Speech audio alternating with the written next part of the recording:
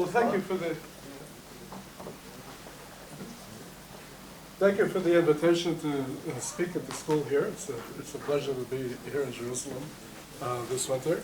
So I thought that I'll start today by kind of giving you the titles and outlines of the 4 lectures that I'll give over the course of the school, and then we'll get into what I'm going to say today. So, right, so the first lecture, today's lecture, is going to be about a matrix model for eigenstate thermalization, which I'll explain. And the idea is to write some kind of unifying formalism that will describe different aspects of quantum chaos. It kind of especially relates to the old matrix models of Wigner, where you sort of think of the Hamiltonian as a random matrix, but here other operators will also be treated as random matrices, and they combine together in an interesting way. So I'll start with that, and then I'll move on to a version of this story that's applicable to holographic theories, particularly in the example of this 2-dimensional JT gravity that I think you maybe heard about in some of the other lectures, or you will hear about them in some of the other lectures.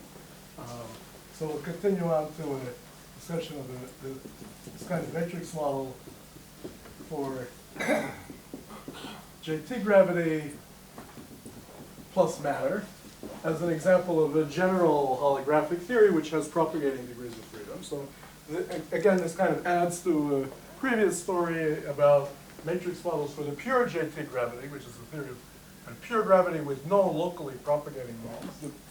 Once we add matter, it becomes much more like higher D gravity, and indeed this kind of framework will work in higher D, but for simplicity, we'll discuss this 2-dimensional version. And this topic is going to connect to something that people call these days the Euclidean factorization problem, which has to do with kind of the comparison of Euclidean and Lorentzian methodologies for understanding gravity. And so that will kind of bring us into the topic of the third lecture, which you might call Lorentzian versus Euclidean gravity. Where by Euclidean gravity I really mean the theory of some overall topologies. So that's kind of a crucial aspect of what I mean by Euclidean gravity. I'll kind of give you a little bit of an abstract of these 4 in a moment. And then, so in the second lecture we'll encounter a Q-deformed version of JT gravity, and it has something interesting to tell us about this factorization problem. And that seems to be connected in this story of the third lecture to an aspect that we might call the overcounting of black hole microstates. And suggest how it works in string theory. So I'll try to explain that. So this is no longer a title. I start with the abstract. And then in the fourth lecture, I'm going to switch gears a little bit and talk about kind of a different aspect of, in a sense, the black hole information problem, but of understanding the experience of a probe observer in the bulk. And so we might say that the title of the fourth lecture, something like,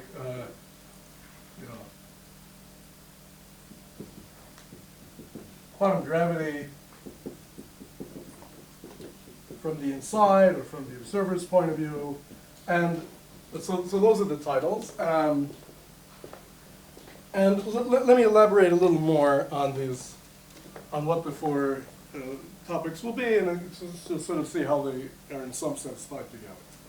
So, And you're not going to talk about wormholes? well, the wormholes are going to be here. Yeah. So we could, yeah, the wormholes will be there. So in the first lecture, what's the idea? Well, the idea is that it will give us some framework that unifies random matrix theory, random matrix statistics for energy eigenvalues, another measure of quantum chaos called out-of-time ordered correlators, and this thing called the Eigenstate thermalization hypothesis, and sort of put them all together into a single framework that will be valid over a wide range of timescales. And in a sense, the key conjecture or characteristic property that would be true of a chaotic system in this context that wouldn't be true of maybe an integrable system is that the pseudo-random aspect of a chaotic system, by which I mean if I have a chaotic system and I look at, say, particular energy eigenstates, then I pick which exact energy eigenstate I choose. They're very finely spaced out of sort of the ensemble of nearby energy levels. Many properties seem to fluctuate between them in a way which appears random. So that's this pseudo-random aspect. And so the key conjecture or sort of defining property is that the ensemble, this pseudo-random aspect of chaotic systems, for which the ensemble is over, microstates. This is the same, or it defines the maximum ignorance ensemble, sort of the maximum entropy ensemble of the microdata, which are the exact energy levels or other properties from the microscopic point of view, given some coarse-grained or low-energy or coarse-grained observables.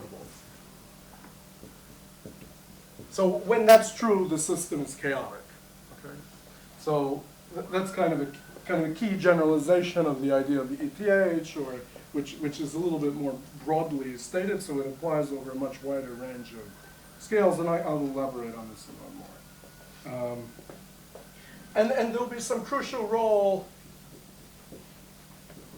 for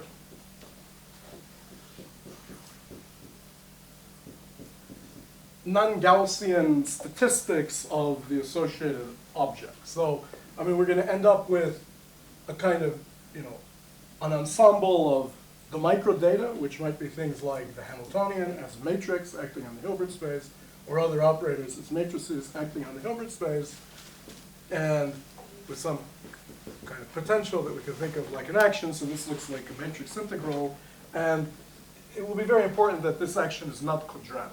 Okay? So that's kind of an important aspect. And in this first lecture, something that I'll call thermal mean field theory will be the main example of how this non-Gaussian aspects work. That's kind of the simplest possible theory from the point of view of thermal correlators, but it's associated with somewhat interesting micro ensemble. Sorry, Daniel, is this pedagogical? In the conjecture, can you separate what is the definition for you for chaotic and where is the conjecture part? Right, so maybe I should say, right, I mean, it might be more like a definition, okay?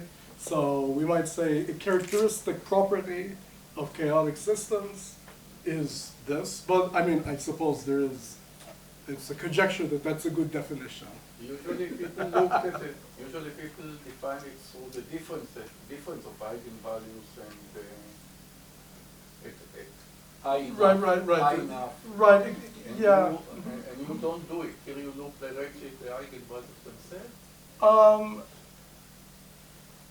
Well, this statement is meant to be more encapsulating, so it's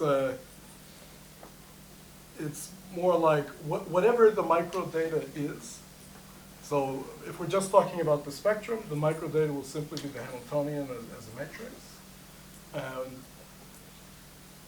And the idea of random matrix statistics is the statement that these ensemble of picking among the microstate levels is the same ensemble as if you pick the Hamiltonian as a random matrix consistent with the coarse data, which is like the spectral density. So that's what I would mean in this case. And then, of course, from that you could derive the statement that you mentioned about the statistics of energy differences.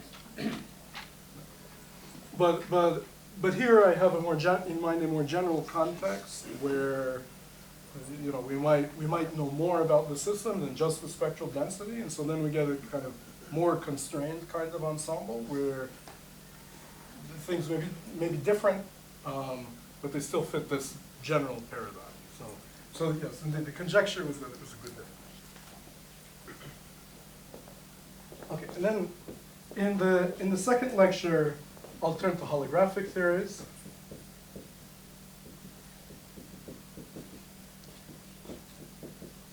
And in holographic theories, an important point is that the matrix model, a 't type expansion, gets a nice geometric meaning.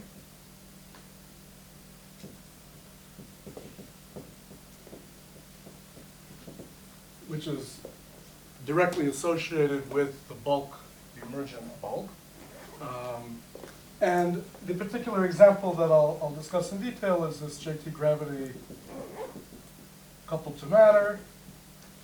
And this will be associated to, for people who know the story that relates JT gravity to, pure JT gravity to a matrix model, is sometimes called the SSS matrix model, Stanford matrix model. So it will be that matrix model plus extra matrices. And in this story one, I'll explain to you that the amplitudes all agree, including a higher genus. So the ensemble that was kind of written down just by trying to match some coarse-grained data ends up knowing a lot more, especially in holographic theories, and it kind of reproduces the whole genus expansion, which is, I think, a very interesting fact.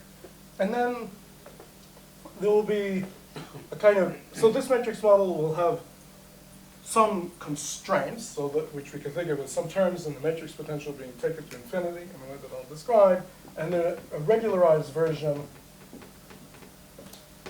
it will be associated to what's called Q-deformed JT gravity plus matter, which is related to the double-scaled SYK model that I believe Ahmed is going to talk about at some point. And in this Q-deformed matrix model associated to Q-deformed JT plus matter, one can see various interesting things, which is that the theory has a Hagedorn-like spectrum in the bulk, the way a string theory would. And this has something important to tell us about the factorization problem. So this Q-deformed JT gravity with matter doesn't solve the factorization problem, but I think it gives a strong hint as to how the factorization problem is solved in the full theories. But the factorization problem, I mean this fact that if you do Euclidean gravity, and I computed something like the partition function as a function of inverse temperature, and I take the product of two of them, so I compute something which from the dual point of view, in the sense of ADSC of T, is a factorized product of partition functions, there can be geometries which connect them, Euclidean Bornisms, and they will give a non-zero answer in general. And this seems to obstruct the fact that this is just the product of two things. Okay? So somehow, in this way, Euclidean gravity was able to reproduce a lot of interesting physics, but in a way that seems very sneaky, because surely in the true correct theories, this is just the product of two things, unless there's an intrinsic disorder average. But if there's really just a pseudo-random statistics, how do we understand this on the gravity side? So how do you reconcile sort of this Euclidean computation with the Lorentzian picture of gravity, where we think that we should just get the Hilbert space associated to each boundary component that factorizes? Somehow in this QD4 model, we'll see something interesting here. Sorry, so wouldn't that lead one to conclude that Euclidean gravity is not enough? Right. So I would say what you want is the correct theory. In the correct theory, let's say the theory that's in the landscape rather than in the swampland, the Euclidean sum over topologies will return the same answer as the Lorentzian quantization, and it will obey factorization when it should. But you know, if you slightly average this quantity over, say, the temperature, then you will be able to reorganize the computation so it looks like You it. can do it in a very bizarre way. Like the area of the black hole in the gravity is reproduced by Strominger and Raffa in a very bizarre, Right. a priori unrelated way. Yeah, that's true. So, well, I think when I say the factorization problem, I kind of mean asking the inverse problem. So if you were to, say, do this computation by declaring that you will not consider any connected geometries, then I will have to do the Strominger-Waffe-like computation on both sides and just compute the answer, and it will be extremely complicated, and in principle I will get the answer. That's kind of the Lorentzian way to get the answer. But on the other hand, in the correct theory, you should also be able to do the computation sort of this way, and somehow see that when you sum all of the stringy corrections on this side, it also ends up equaling the same thing. So that would be the dream. I think if we had a theory that we knew worked like that. Okay, you said the stringy corrections, so you assume that the correct field is string field. Yeah, Good. I assume so. But I think we'll in this discussion we'll sort of see at least some minimal properties that, well, the most obvious resolution, let's say, is associated to the theory in the bulk having a Hagedorn spectrum. So that's already a strong sign that has to look like string theory. So I think that's kind of one of the lessons I want to draw. And so that kind of takes me to what I'll discuss in the third lecture, which is to kind of expand on these ideas in more detail. So as I said, it's like the Euclidean versus the Lorentzian method.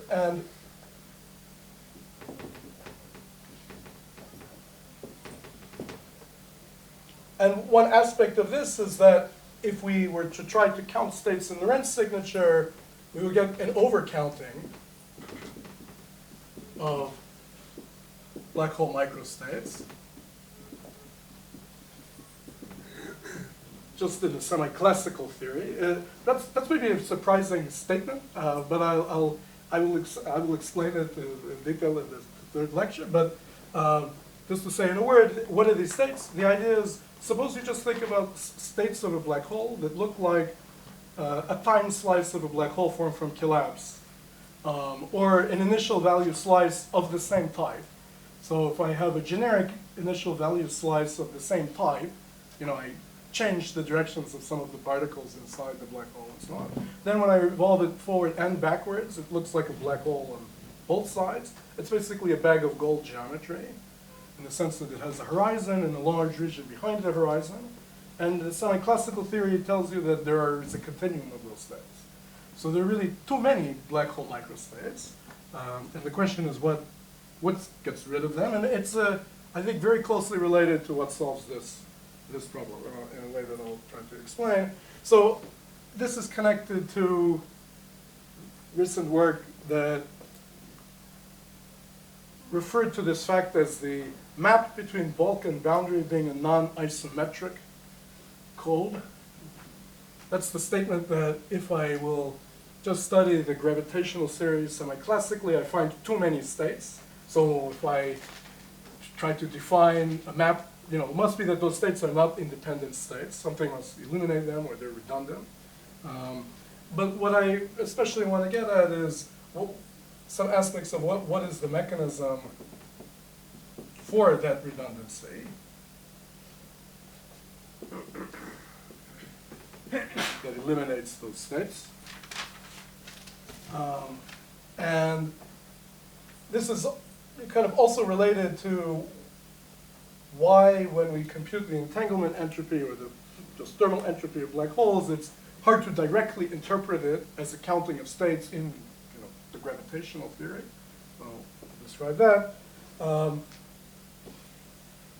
an interesting model where, in some sense, there is a mechanism, is induced gravity, but it has a problem with unitarity that I'll describe. And then I will explain how in string theory something different happens. Well, part of that is about this Hagedorn growth that connects to this story. And then I'll also mention how in string theory, it's, in some examples, it seems like there might be a kind of duality that relates the two pictures, basically associated to things like the SCZ duality and its Lorentzian interpretation. So that will be the third lecture. And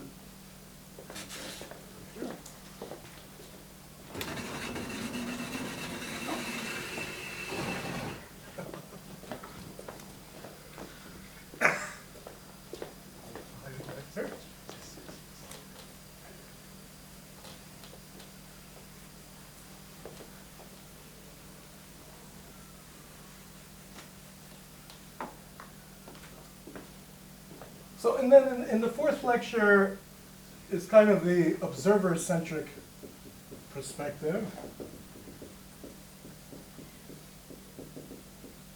where, well, I'll start with this fact that this idea, sometimes called by the slogan ER equals EPR, that connected geometry is related to entangled states is rather puzzling because entanglement is an unlinear property of states. So it's something about it seems a bit at odds with quantum mechanics.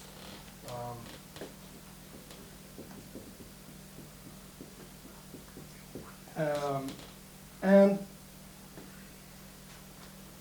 one way that this thing is made operational,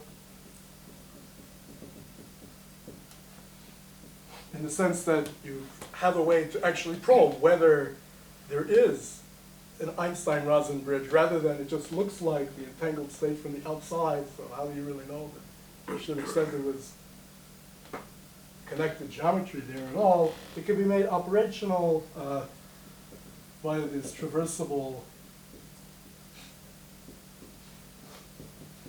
wormhole protocols or setups. And in an interesting sense, this gives a description of quantum teleportation from the inside, in the sense that I'll try to make somewhat precise. And an interesting point is actually that these systems can be realized in real quantum systems. So I'll just describe a little bit about how that could go.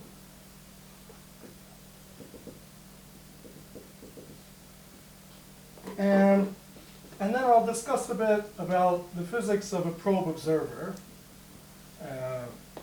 in quantum gravity, and how we can try to think about what is the framework that actually describes that. So that will kind of round out the end of the lectures. And of course, in some of these lectures are about things that are totally understood, and some of them will contain bits that are more suggestions for ideas to come, I think. So I think hopefully that will make it more interesting. Okay, so that's the plan of the whole 4 lectures. So any questions about?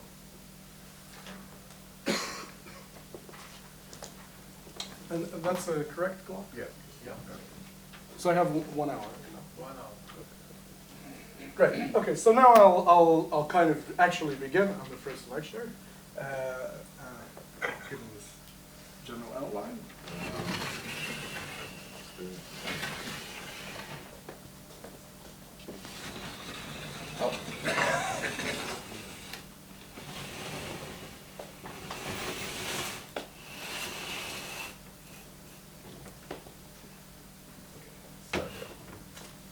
Great. So let me start by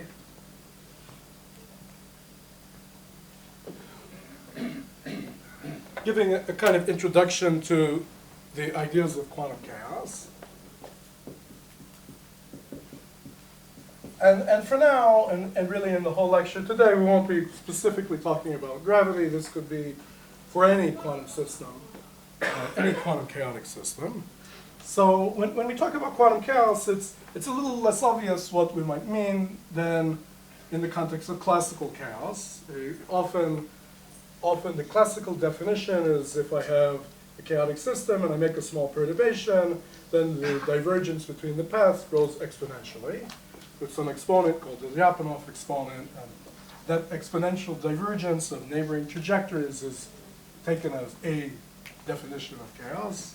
And that is also related to the phenomenon of ergodicity, in which any classical trajectory, if you follow it long enough, gets arbitrarily close to any point you want in phase space.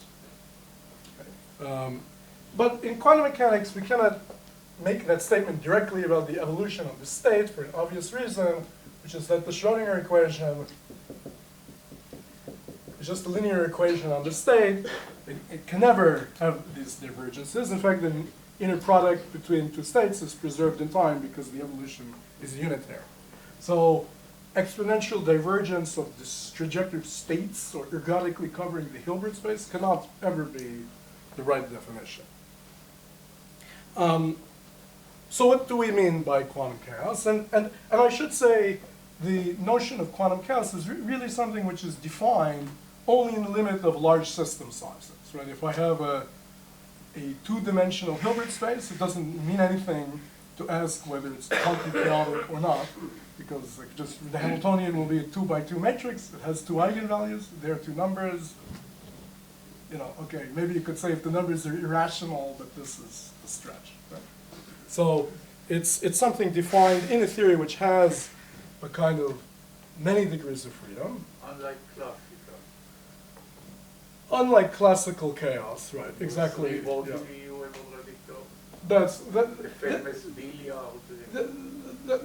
That's right, but of course, if we talked about the quantum version of the three-body problem, then in the limit that we send h bar to 0, it gets a very large Hilbert space.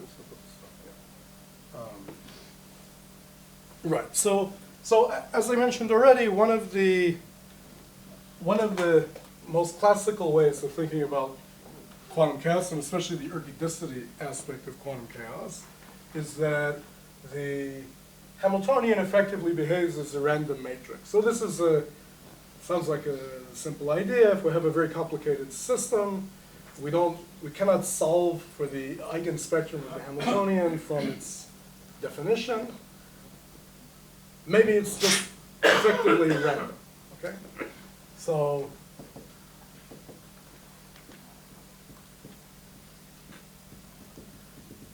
This idea goes back to Wigner, actually, in the context of nuclear physics, so studying, I guess, heavy nuclei, where it seemed like the problem was hard enough that it's the same as if the Hamiltonian for the heavy nucleus is just a random matrix. So now, when we say the Hamiltonian is a random matrix, we have to be a little bit more precise.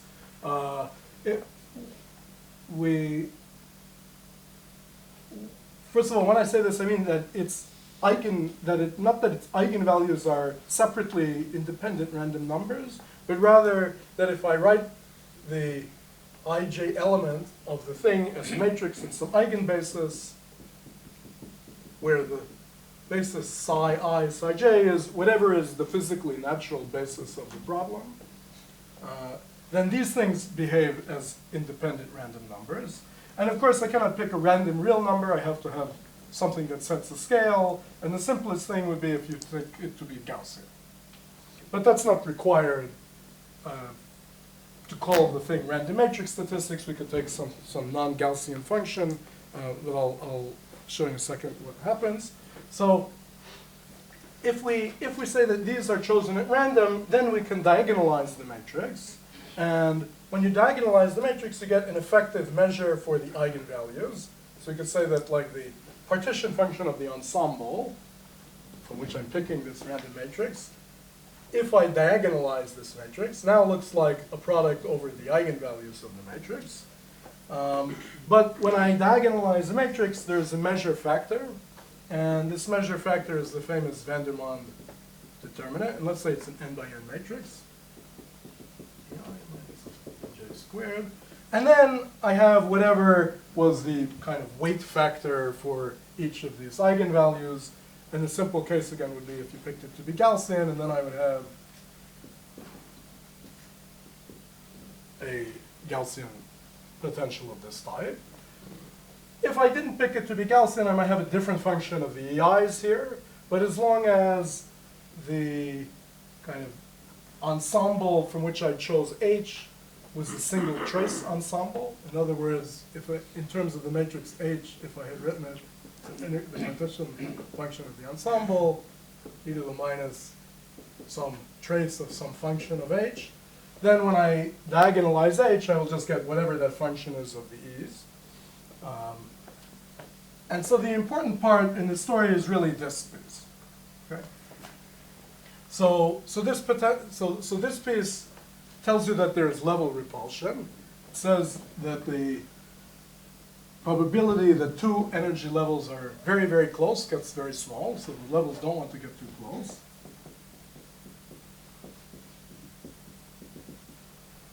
And so the spectrum of these very chaotic systems kind of ironically looks sort of evenly spaced, but not exactly, but much more evenly spaced than would the spectrum of an integrable model, which might have Poisson statistics, where basically the different eigenvalues were just uncorrelated random. And it's this aspect of level repulsion, which is kind of the characteristic of the story of characterizing quantum chaos as a random matrix statistics. This piece, the Gaussian piece here, leads to a specific spectral density. That's the Gaussian one is not usually the physically correct one unless it was a very particular problem. If you have a Gaussian, you get this famous Wigner semicircle for the overall envelope of the spectral density. So this is the spectral density, rho V, is a function of energy. And so the levels are, denser in the middle, and they are less dense at the edge. And there's also a kind of universal feature of the edge, which is that it scales like the square root of the energy near the edge. And that feature is also universal. But the detailed shape here would be changed if I picked this to be a different function. Okay, so that's the story of random matrix statistics, very briefly.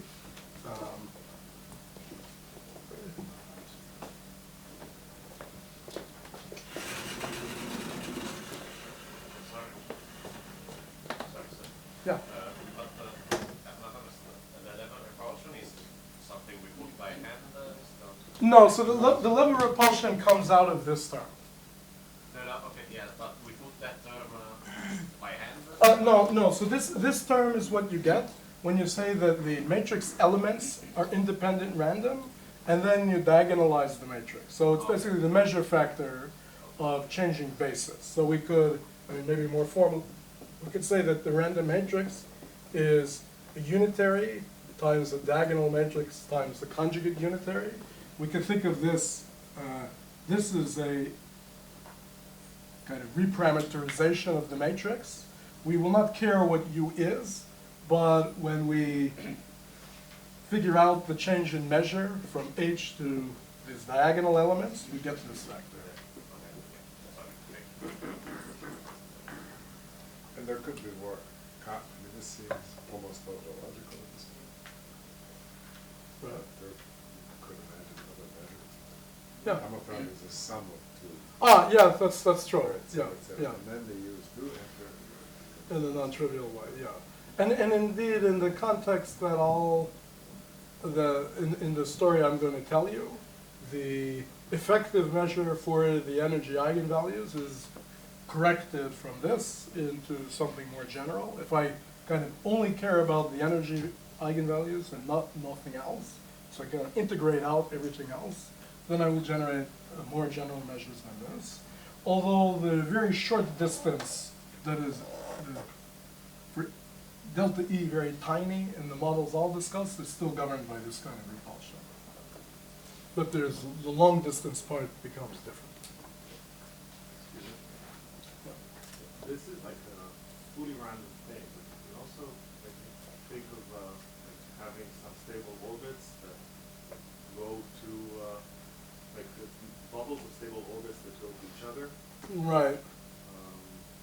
And this, I think, this describe something. This is something like this can only happen accidentally in this kind of homotopy, right? Yeah, that's correct. So if there are kind of integrable or approximately integrable regions, then that enters in a particular way. But in fact, I think that sort of phenomena would be possible to incorporate in this more general framework that I'm going to describe. Okay. So now another kind of different way of thinking about what quantum chaos could mean, which is more closely related to the classical definition of chaos, is so the classical definition, we could say we make a small perturbation at t equals 0, and we try to see that its effect at time t is growing exponentially. How would you write that quantum mechanically? Well, we could say that we act with some operator at t equals 0 as a kick, and its effect on another operator at time t will be given by the commutator. So in other words, if I acted with e to the I epsilon O1 of 0, then its effect in Heisenberg evolution on the operator at time t will be leading order epsilon, this commutator. So we might think that this commutator could be growing exponentially, but it's an operator, right? So what do we mean by that? We could try to take its expectation value, but that's not a good idea because the expectation value is equally likely to have either sign, so it will cancel out in the expectation value. Actually, the same thing would be true if we discussed the Poisson bracket in the classical case and then computed its thermal average. It would also be equally likely to be positive, negative, and cancel. So instead, we can take the square and look at the expectation value of the square, and this thing having an exponential growth is what goes over in the classical limit to the usual Lyapunov definition. So when you take this commutator squared, it has two kinds of terms. It has terms that look like O1, O1, O2, O2, which are time ordered, in the sense that I have these two early and these two late, or the other way around. In any case, there's no mixed time order. And then it also has terms that look out of time order, like this term. Okay, and so the growth of this quantity is associated to the following fact that very early times, these two orders are approximately equal because they're dominated by this Wick contraction. This looks like a product of the O1, O1 two-point function. So does this one. The fact that I interlace them doesn't really affect the answer very much at early times, but at late times, the insertion of this in between these two disrupts its correlator, and so this piece becomes tinier, which makes the total thing grow exponentially. Okay, so this thing having a behavior that looks like this, where this is a Lyapunov exponent, is associated to the out-of-time ordered piece decay. And there's another slightly different way that one could think about this quantity, which I think is interesting, that I'll mention briefly, which is, let's suppose that at the later time, we made a projective measurement. So that's like a special case where this operator is a projector.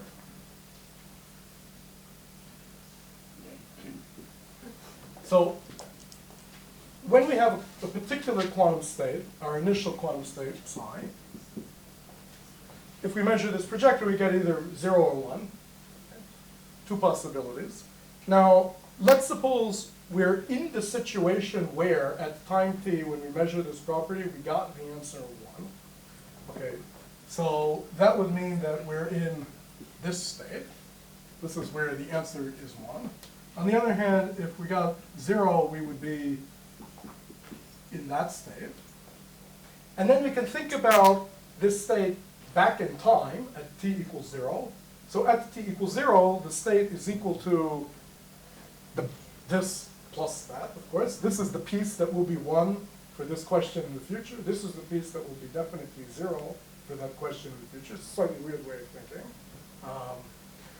And now we do a kick at t equals 0, which will be some unitary operator. Okay. Now, when we do this kick at t equals 0, we can ask what is the probability that we will flip the answer if we had already known the answer. Okay. That turns out to be the same quantity by a simple computation. I don't know if it's worth it to write down this simple algebra, but this out of time ordered quantity is basically equal to the probability that U0 flips P of t. Okay, that's an exercise. Okay. If we apply the random Hamiltonian to characterize classical chaos, we would definition of classical. Well, so right. So this question about out of time ordered correlators is not very directly related to this question about the statistics, but we'll sort of see. The density of eigenvalues, the density of the difference of eigenvalues is related. Yeah, I mean it's. So this one you can. It's- This one you can use. It's related, but they're focused on different timescales, right? So the level repulsion of nearby levels is really associated to physics at very long times, because it's probing, e to the minus s, where s is the entropy spacing. So you have to go to times like order e to the s to really see in a strong way this feature of level repulsion, whereas this is at some much earlier times. Yeah. Autox will grow even if you don't have a random degree of freedom in your system? Because Right. I always want to imagine here that I have a specific system. It's not that the system wasn't itself random to begin with, but I'm going to approximate it by a random system. But I imagine that the real system is not random. It's specific, it's just chaotic. I mean, the Hamiltonian of the system which you would describe by an Autox is different than the one that you would Yeah. For now, these are two different stories, and I'm going to try to combine them together. And then the third thing, the third kind of classic ingredient in this story is the eigenstate thermalization hypothesis that goes back to Deutsch and Schwednicke. And so, first of all, in this discussion of random matrices, we only discussed the Hamiltonian. We didn't discuss any other observables, so we couldn't really directly ask this question, right? Because we didn't discuss all. What's all? Okay. But let's say we want to look at the correlation functions of some other observable. So we have some observable that I'll call O, and we might know its matrix elements in some like physically natural basis, but we will not in general know its matrix elements in energy eigenbasis. So this is the kind of thing we would like to know. So if we kind of think from the microscopic point of view, that's where somebody tells us the spectrum of the Hamiltonian and tells us these matrices. Well, that specifies the system, but that's a very hard data to access if we were given, a description of the Hamiltonian as a bunch of interacting fermions or quantum field theory. But that's the thing that we would like to know. And by the way, this story, for now, we could just think that we're discussing quantum mechanics. But if we were in a higher dimensional theory, like a quantum field theory or a CFT, we could be discussing the Hilbert space of the CFT on a cylinder, like that is in radial quantization. And everything that I will say today goes through, except that now things will be graded by additional symmetries. So, there'll be rotational symmetries, so in addition to energies, we'll have spin, or, if there's some charge, we'll label it by the charge, and so on, and we'll get, so kind of be more and more indices added to the objects, but the basic, the kind of the story is the same, just with extra indices. just everything, the Hilbert space will be graded by the extra symmetries, and we'll get matrices graded, acting on the graded Hilbert space. So now this ETH is basically an ansatz for what these matrix elements look like. So this is the definition of the original ETH ansatz. So first of all, there's a diagonal piece.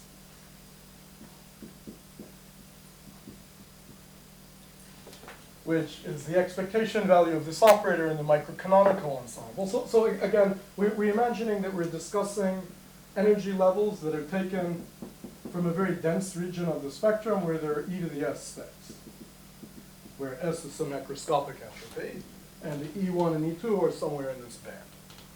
And so if this is an operator which has a thermal expectation value, then that means that for any state in the same microcanonical band, the expectation value is approximately the same. That's what it means to have a thermal expectation value. And that must come from a diagonal part of this matrix. Okay, so this one looks diagonal.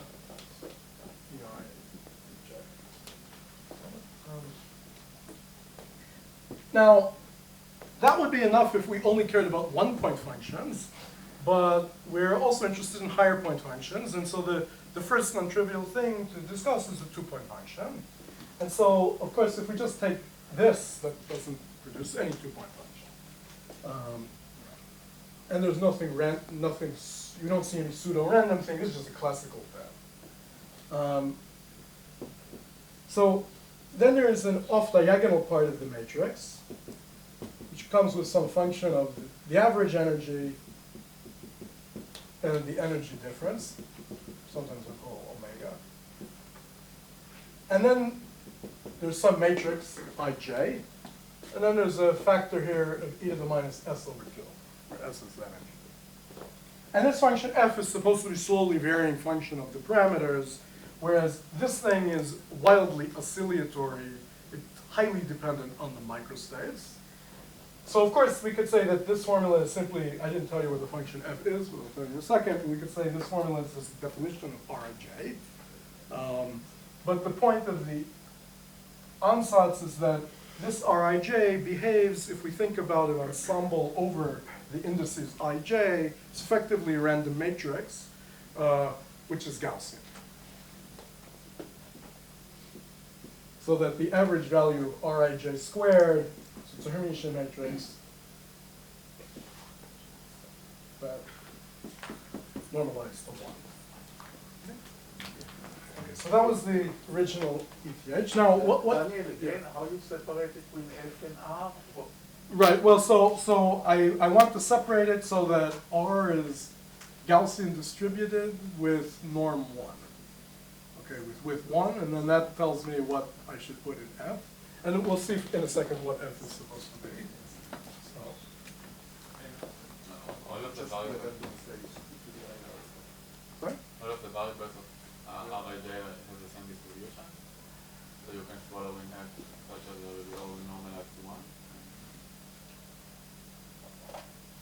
Well, right. I mean, of course, if I took F times R, then I would get the factor of F over here. So. No, but assume that they all have the same distribution.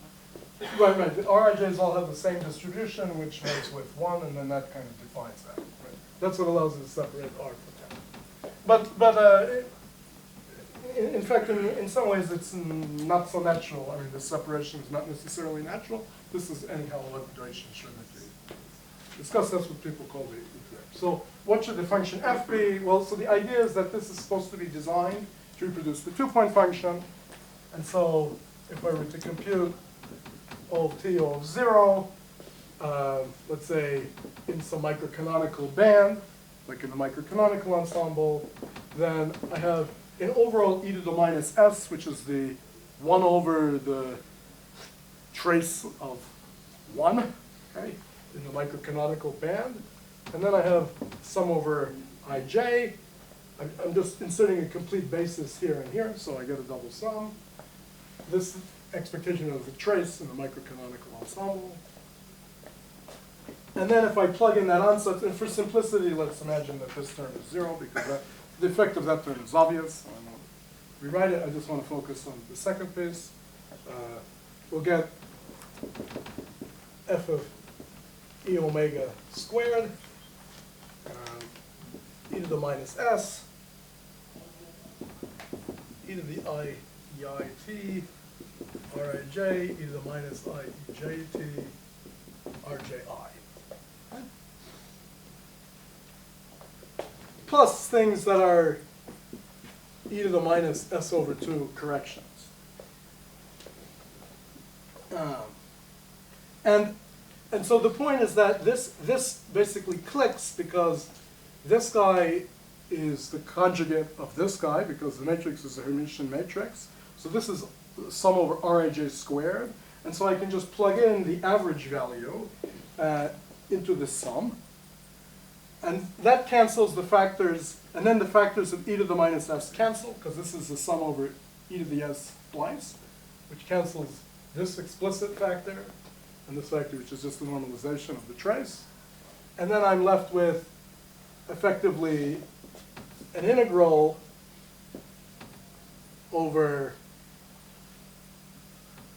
our ei and ej of this function f squared e to the minus I omega t, where omega is the difference of the two energies. And so this f squared is just the Fourier transform of the two-point function. So that tells you what function f you should put there. Basically, f squared is simply the two-point function in energy basis, frequency space.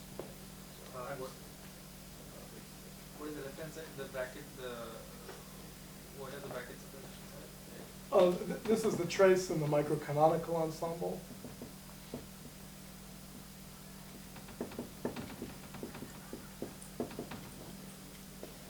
We could have also discussed the canonical ensemble. So I would expect ETH to hope for a nearby energy levels. If they're too far away, you could have the inference correction. So, right. So that for that two-point function, the formula should help for a relatively long time scale, but not for short time scale. Right. Yes, exactly. So there are.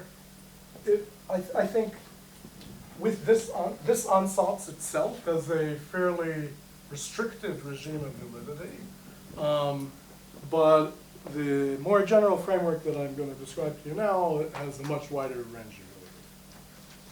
So indeed, yeah. So well, let me kind of describe that. Yeah. So I mean of course, at extremely late times, it's easy to argue for the random matrix statistics of this Rij. That's associated with levels that are within, a few of each other, and that's associated with timescales of order, exponentially large in the entropy. Then it's kind of easy to prove that this should be true. But I think it's believed to be true also for much shorter timescales, but it's not very clear exactly which timescales. And also this ansatz is explicitly Gaussian, i.e. it says that this Rij is a Gaussian random matrix, and that clearly cannot be the whole story. First of all, there can be connected higher point functions, but a very important point is that even in theories without connected higher point functions, namely thermal mean field theory, this model is already, the correct thing is already highly non-Gaussian. And we'll see an interplay between that and these out-of-time order correlates. Yeah? Can you remind what is O? Well, O is some physical operator of this theory. Because I can write and I can invent operator with any matrix element. Right, that's true. That's true. That's true. And indeed, all of these statements about quantum chaos or random matrix statistics are, in that sense, they depend on the eigenbasis of the Hamiltonian relative to the eigenbasis of what you think are the simple or low energy operators.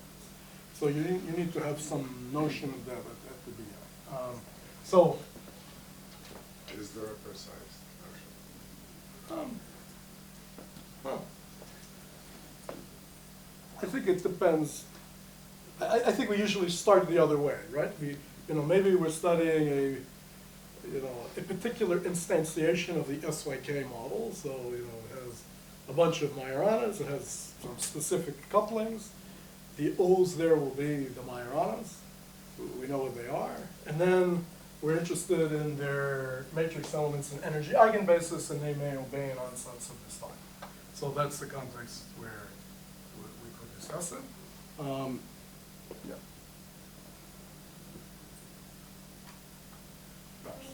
So what is the property we're trying to capture with this ETH? We're trying to capture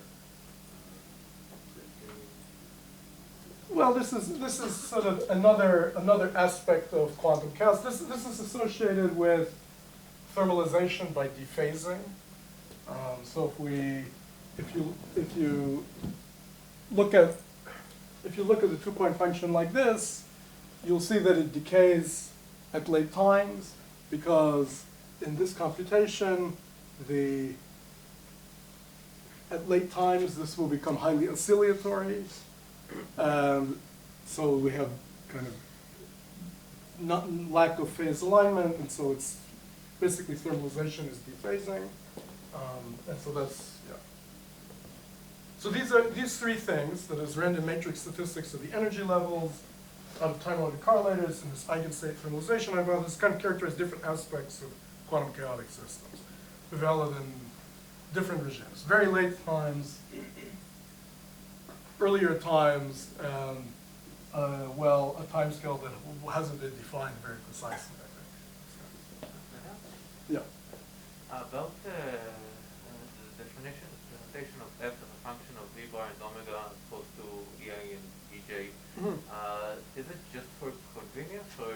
Oh yeah, that's just for convenience, but it's meant to emphasize that it's a slowly varying function. So it's not like, of course, otherwise I could just put the whole matrix into this function f, but it's supposed to be a smooth function that doesn't vary between one microstate and the next one and the next one.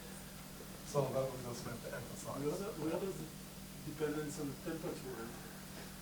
Well, here the temperature enters through the total average energy, because this is like a microcanonical description. But if we go to the canonical ensemble, there's the usual. So there are two kinds of randomness here. About the eigenvalue of the spectrum eigenfunction. Right. Could one have systems which were sort of had regular eigenvalues and chaotic eigenvectors or vice versa? Yeah, I mean, I guess, well, there are some trivial kind of examples, like if the operator O is this simple function of the Hamiltonian, then it will look simple here, even though, so, but basically that's the flavor of the example in that direction, so that's sort of kind of trivial-ish. The other way might be more interesting, where you could have a system where the energy levels were not obeying random matrix statistics, but somehow there was a physically interesting operator that looked more random. I think that's the more interesting direction. I don't know the system quite like that, but it's possible. Interesting is a little bit in the eyes of the beholder, so. Right. Well, let's say physical. Anything physical is interesting. Right, so I don't know a system like that, but I don't see that it's impossible. Just for orientation. Having this ETH also prescription for S matrix elements, can you consider scattering? Yeah, that's a very interesting question. I think so, but I haven't thought myself very deeply about that. So. Well, once you make this assumption, there will be implications for scattering. Yeah. I mean, yeah, exactly. So.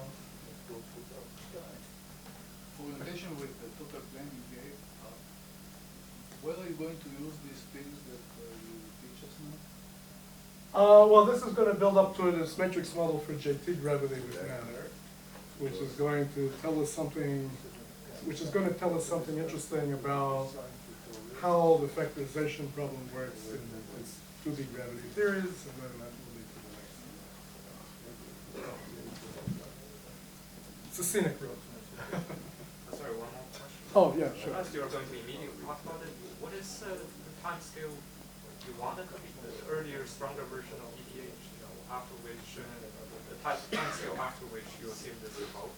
Yeah, so I think if we take this thing literally, it would mean that this is precisely Gaussian, and there are no non-Gaussianities, then the time scale this would hold is Othello's time. Yeah, but compared to the OTOP time, Well, that's system dependent. Typically, this would be valid once the OTOC is already 0. For this thing to be strictly Gaussian. But we'll see in a second that if you allow this to be not Gaussian, then it can be, then an analogous thing can be valid at much earlier times. So that's kind of the point. And for integrable model, what will be? For integrable models, Because this is general what we talked, right? you will not expect this kind of ansatz to work. Yeah. Somehow there will be many more constraints. Okay. So Again, it totally depends on the nature of the operator. yeah, of course. I could always construct. Yeah, if you construct an arbitrary operator, it will always obey this for trivial reasons. But yeah. Okay. Good. So lots of questions. So it's good. So let me try to get a little bit more to the point. So the idea is we're going to allow something more general, which you can kind of characterize in the following way. So let's suppose that we know something about the system, the coarse-grained observables. So let's say we know the spectral density and the 2-point function, and maybe the 4-point function, etc., various low-point functions of whatever this physical observable is in the thermal ensemble at different temperatures. We know this kind of data. Then we can say, what is the most random Hamiltonian and operator O compatible with this data that we know? Okay, so if we did an experiment and measured this data, we don't know the Hamiltonian or the operator exactly, but we know something about it. We know the coarse-grained spectrum, etc. So we can ask, what is sort of the maximum ignorance ensemble compatible with this data? And so the idea is that we're going to get some ensemble where we imagine we pick the Hamiltonian and the other operator as a random matrix, now kind of much more on the same footing, and with some measure,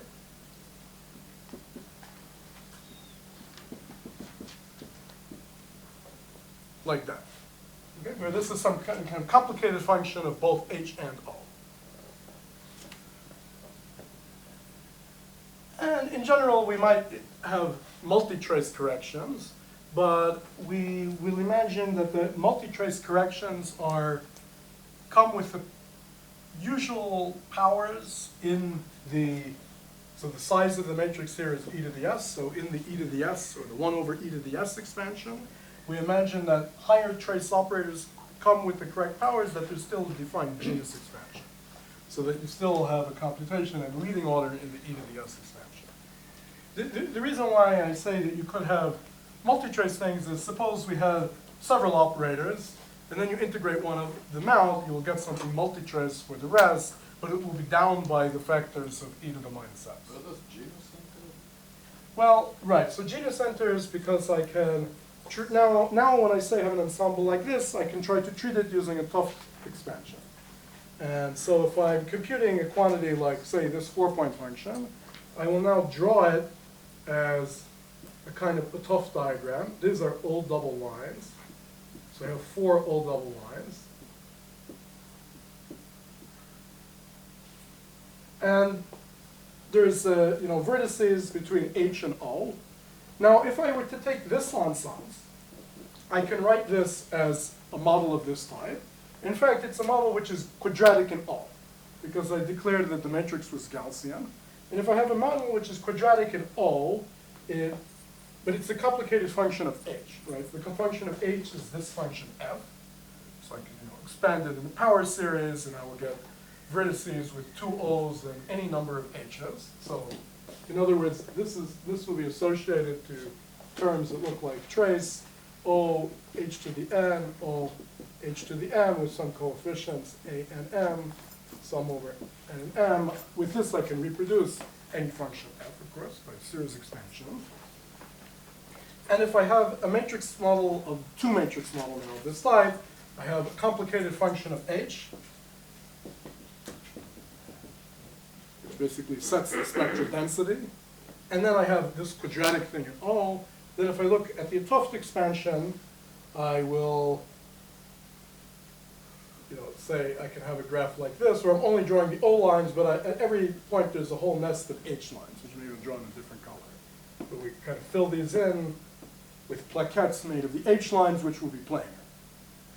And if I have multi-trace operators, that says I can have something which kind of glues two pieces like this together, but to have the correct scaling means that when I have this kind of gluing, it costs the same e to the minus s as if I added a handle. Okay. So that's the general family of models. So they're sort of models with the good e to the minus s expansion.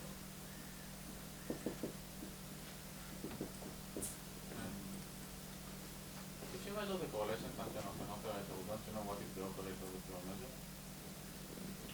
Well, I think we imagine here we know what the operator means physically, but we don't know its, we don't know its It's matrix elements. Energy basis. In energy basis, and maybe we weren't even presented, we don't know its matrix elements energy basis, and then we want to kind of approximate the problem where we treat the system as random as possible. So, Maybe random as possible. What's the criteria? oh, what's that mean? Yeah. Well, yeah, what I mean is that now we can, so, in other words, suppose we're in a situation where O is a specific fermion. Then you do know the matrix elements of this fermion in the fermion Fock basis. And it will not look like a random matrix in the fermion Fock basis. However, if we only probe correlation functions at long enough times that we are away from the UV free. So in other words, let's say we have a theory like just quantum mechanics, which starts with free fermions plus an interaction. So at very short times, we see the underlying free fermions. Then we're not in the regime of treating the fermion as a random matrix in its own eigenbasis, right? It has specific eigenvalues determined by the Clifford algebra. But if we look at slightly longer time scales, once the theory looks strongly interacting, then if those are the only correlators we know, we don't know anymore that there is an underlying free fermion in the UV, then it is a good approximation to treat the fermion as a random matrix too. Another context where this If you didn't touch the word maximum. well, by maximal, I mean we pick the ensemble. We just demand that this is the ensemble that reproduces these correlators, but otherwise it's totally random. We don't impose any other constraints. That's what I meant by maximal. Now, and another context where this kind of ansatz is valid to very short times is in strongly coupled CFT. At the UV, at the fixed point, right, there is no free UV. The theory is interacting all the way to arbitrarily short distance, and then there doesn't exist any basis where we know the matrix elements of the operator in a simple way, right? So that's kind of an ideal context for this situation. Then this will be valid to arbitrarily short times. But if we have a more conventional quantum mechanics, quantum chaos situation where there is a free theory in the UV, then this breaks down if we go to very short times and see the free UV. Okay. So, but this will be valid at some, we might call it the matricization time scale. But an important point which I'll describe in a second, that's a much shorter time scale than where this Gaussian approximation is valid. But again, how you measure how you measure how good your approximation is? Well, we have to have. I mean, how you choose V. Right. I mean, well, you choose V to match these correlators. Not match any. Well, if we were given a finite number of correlators, you can always match them.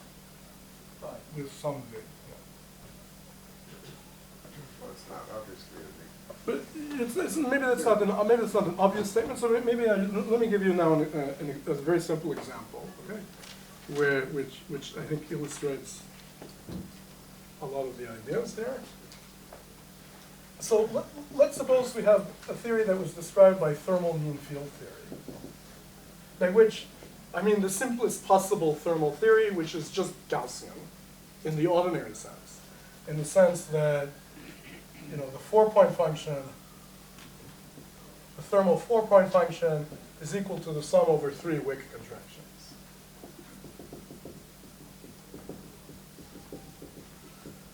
Now I say thermal mean field theory because I don't demand that the 2-point function is a simple free field 2-point function. I allow the 2-point function to be an arbitrary function of the temperature. So we'll say that the 2-point function is, some G of beta. So it's like a generalized free, but even more general than the CFT kind of generalized free, because I'm not assuming conformal symmetry there. Okay? So it's just the Wick theory. And in a general theory of this type, there's no free UV. That would be some special property of this at short times. And this is a very simple ansatz for all the higher point functions. Now, can this thing be reproduced by that? Okay. Now, if we were to try to reproduce it from this Gaussian ansatz, we just run into an immediate problem, because if we look at the 4-point function, there are 3 Wick contractions. I can draw them like this.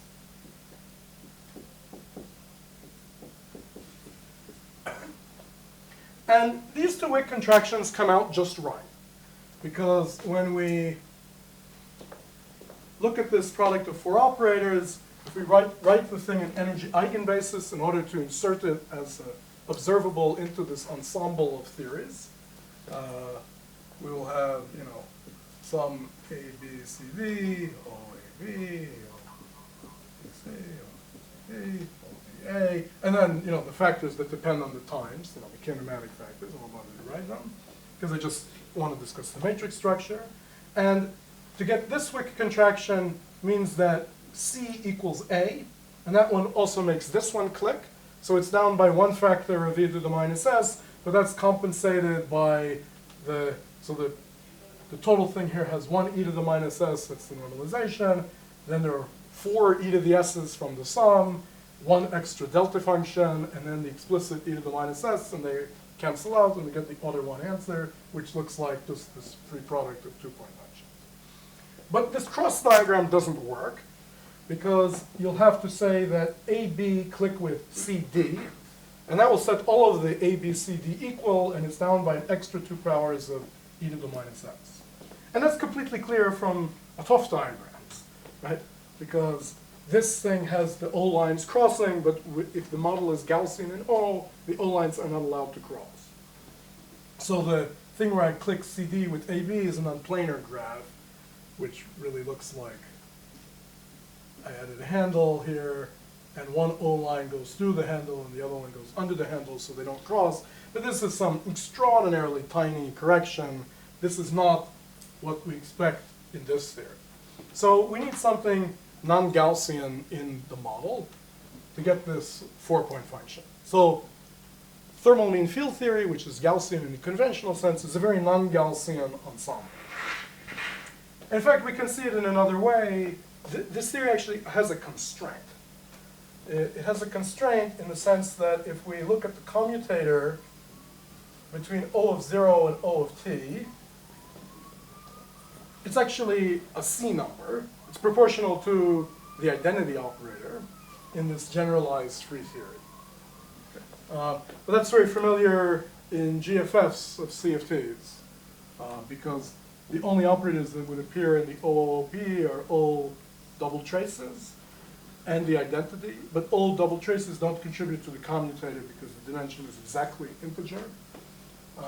That's kind of what tells you that you can uncross the thing for free, that the operator order didn't matter. Okay? So this thing is some kind of two-point function. Well, more generally, it's not the identity, but a function of the Hamiltonian. Because this might be an energy dependent. The propagator might be energy dependent, so this might be a function of energy, which really means it's the Hamiltonian can appear here. But it's not the generic operator. So if I pick H and O at random with O Gaussian and so on, it will not obey this kind of constraint. So one really has in these a theory that was exactly given by Wick contractions. There's a constraint in the model. And what does the matrix potential look like? Well, it's in fact extremely simple. It's basically the square of the constraint. Okay? So if I have a model with matrices that are mostly random, but they obey a constraint, I could do what sounds like the dumbest thing I could imagine. I could put here a big coefficient. I'm going to take A to be big and take the trace of the constraint.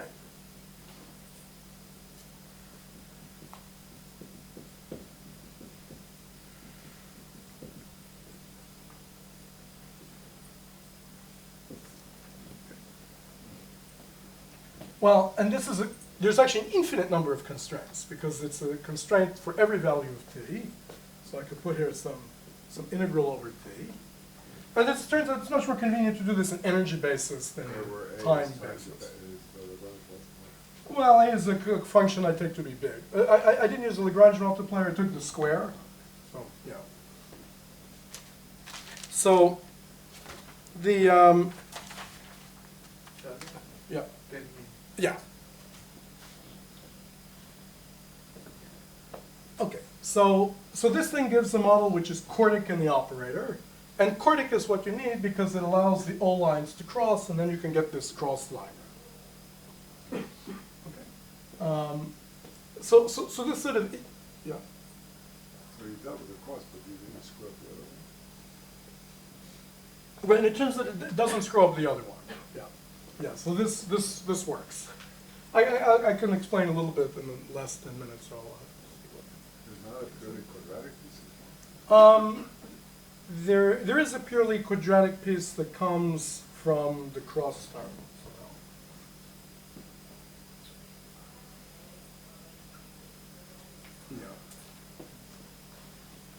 Yeah.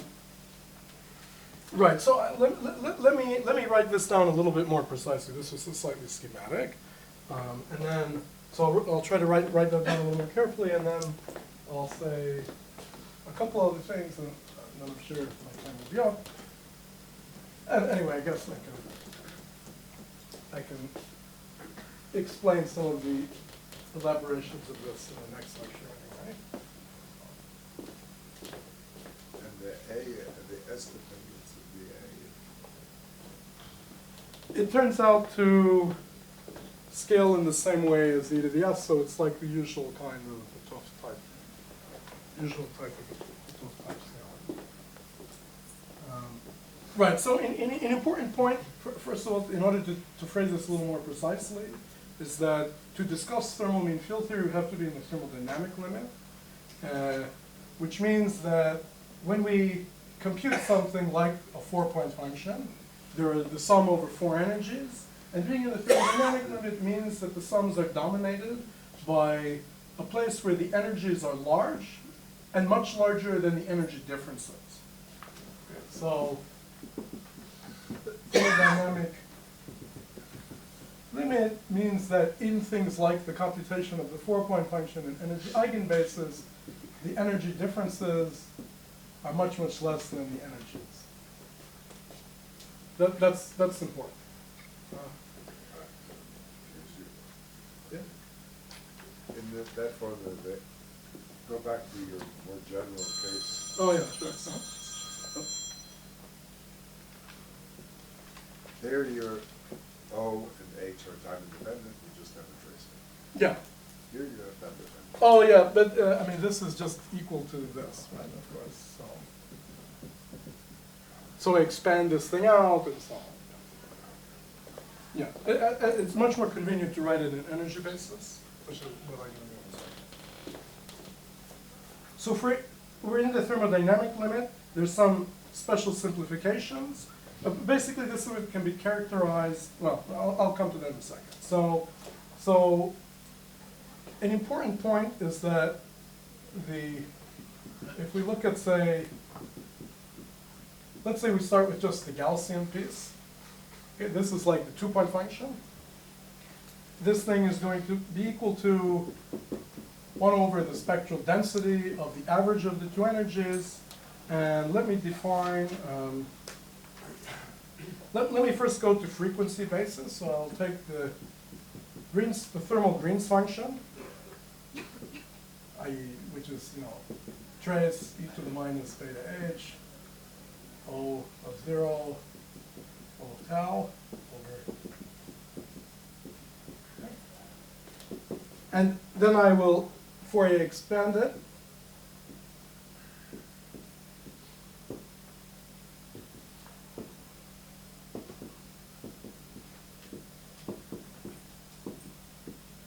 Like that, where this factor is just a convention. So we take this function of tau and we rewrite it as a function of omega, and I pull out this factor for simplicity. The thermal Green's function has to obey the KMS condition, which is the statement that it's periodic with periodicity beta. So the KMS condition,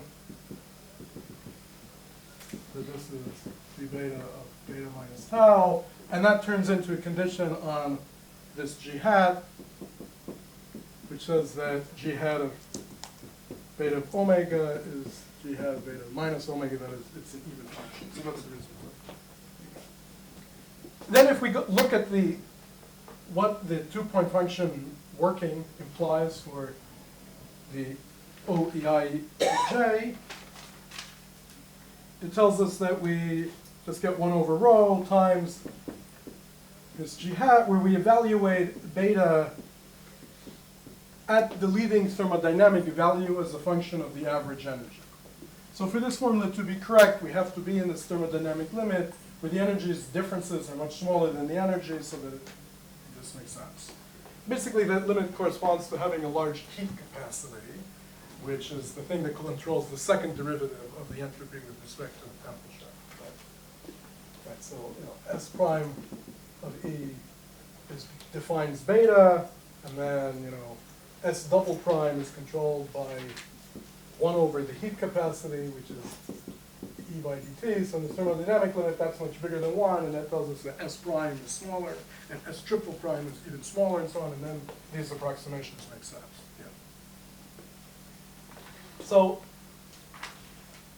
that's what we want to have for O squared. And then for the 4-point function, one has the connected pieces.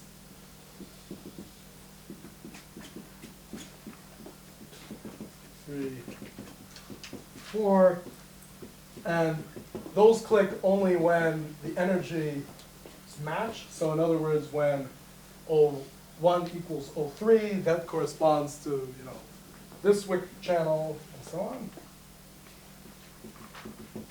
And then there's the other non-crossed Wick contraction. And then there's the connected piece. And this connected piece is given by the square root of 4 copies of this g hat, and then it has the delta function in the crossed channel. So if we kind of look at the diagram like this, it says that the frequency here equals the frequency here, which says that E1 plus E3 minus E2 minus E4 has to be 0. That has 1 over delta E cubed. And again, because we're in the thermodynamic limit, we get to replace E's with average E's in these expressions with only subleading corrections. And it turns out, you can check that if we define a matrix model with the following potential, it reproduces this. And I'll just write that and stop because I'm out of time. So if we rescale O by this, the function associated to the two-point function,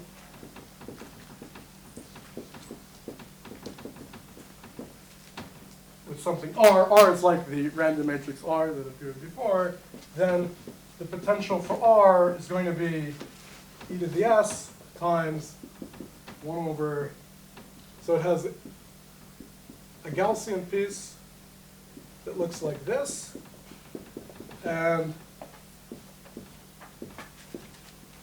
it'd be 4 R's, like that, where this function is like sinh squared beta E R omega over 2. And this function here is a function of 4 energies, which is given by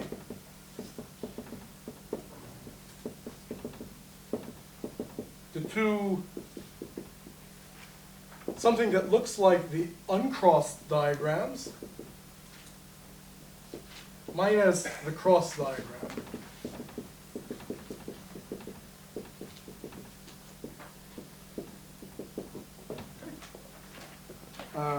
In this way. The JB doesn't depend on A and B. No, it depends on A and B because that's what determines this E bar and omega. I mean, E bar is EA plus EB over 2, and omega is EA minus EB. So that's how it depends. And this thing has this interesting structure where it looks like kind of the uncrossed things minus the crossed diagram. And that's exactly what you get from taking the square of this kind of quantity. Okay? So, yeah. Daniel, maybe this was somewhat fast.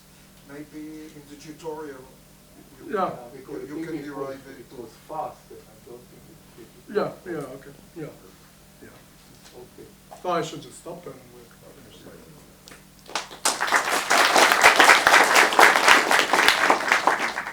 Any urgent more questions? This function, so you derive this by demanding that this work. Right, exactly. But does it have any symmetry structure that if you perturb slightly the coordinate term, you move? Yeah, so actually we can say something kind of interesting. A generic, let me say it in the following way. A generic two-matrix model, it's not solvable. So if we sum the 't Hooft diagrams, we will not succeed. Right. So you arrange one that is solvable. This thing is solvable basically because it's integrable. It's integrable because this chordic coupling obeys the Yang-Baxter equation and an unlacing rule. It's a little bit trivial because the thing here is just this delta function of the cross diagram. So if I do it twice, it unwraps. So you So- actually write down all the graphs So you can unwrap all the graphs. So every graph is the same as just some Wick contraction, and you need the coefficients to work out. And the coefficients work out in the limit that you kind of scale the thing to infinity. Well, the coefficients work out because the overall coefficient being large basically imposes the constraint. So that's somehow how it all fits together. Yeah. Fine. So we will reconvene at 11:30 and we'll send Daniel again.